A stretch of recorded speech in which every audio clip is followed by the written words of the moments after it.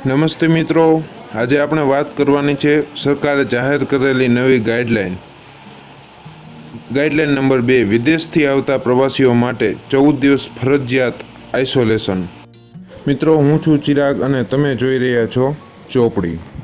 હું લઈને આવું છું ગુજરાતીમાં ઓડિયો બુક અને ગુજરાતીમાં મોટિવેશનલ વિડીયો અને નવી કોઈ સરકારી યોજના હોય તો તે લઈને આવું છું। તો મિત્રો, અત્યાર સુધીમાં તમે મારી ચેનલને સબસ્ક્રાઈબ ના કરી હોય તો સબસ્ક્રાઈબ કરી નાખો, લાઈક અને શેર કરો। તો ચાલો શરૂ કરીએ। વિમાન અથવા શિપમાં સવાર થતાં પહેલાં પ્રવાસીએ બાંહેધરી આપવી પડશે કે ભારત પહોંચ્યા બાદ તે 14 દિવસના ફરજિયાત આઇસોલેશનમાં રહેશે। તેમાં 7 દિવસ સ્વખર્ચે ઇન્સ્ટિટ્યુશનલ ક્વોરન્ટાઇન અને 7 દિવસ હોમ ક્વોરન્ટાઇનનો સમાવેશ કરવામાં આવેલ છે। માનવીય સમસ્યા: ગર્ભાવસ્થા, પરિવારમાં મોત, ગંભીર બીમારી અને 10 વર્ષથી નાના બાળક સાથે આવેલ માતા પિતાને જ જે તે રાજ્યની પરવાનગી 14 દિવસ હોમ ક્વોરન્ટાઇનની પરવાનગી અપાશે। પ્રવાસીને કિટની સાથે શું કરવું અને શું ન કરવું તે અંગેની સૂચનાઓ પણ આપી દેવામાં આવશે। તમામ પ્રવાસીને મોબાઈલ ફોનમાં આરોગ્ય સેતુ એપ ડાઉનલોડ કરવાની સલાહ આપવામાં આવશે।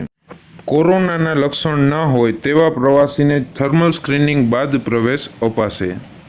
જેમનામાં કોઈ લક્ષણ નહીં હોય તેવા પ્રવાસીઓને જ જમીનની સરહદથી ભારતમાં પ્રવેશ અપાશે। દરેક પ્રવાસીએ સેલ્ફ ડિક્લેરેશન ફોર્મ ભરવાનું રહેશે, જે આરોગ્ય સેતુ એપ પર ઉપલબ્ધ રહેશે। એરપોર્ટ પર તેમજ વિમાનની અંદર એન્વાયરમેન્ટલ સેનિટાઇઝર અને ડિસઇન્ફેક્શનના પગલાં લેવાના રહેશે। એરપોર્ટ પર બોર્ડિંગ વખતે સોશિયલ ડિસ્ટન્સિંગનું સખ્તાઈથી પાલન કરવાનું રહેશે।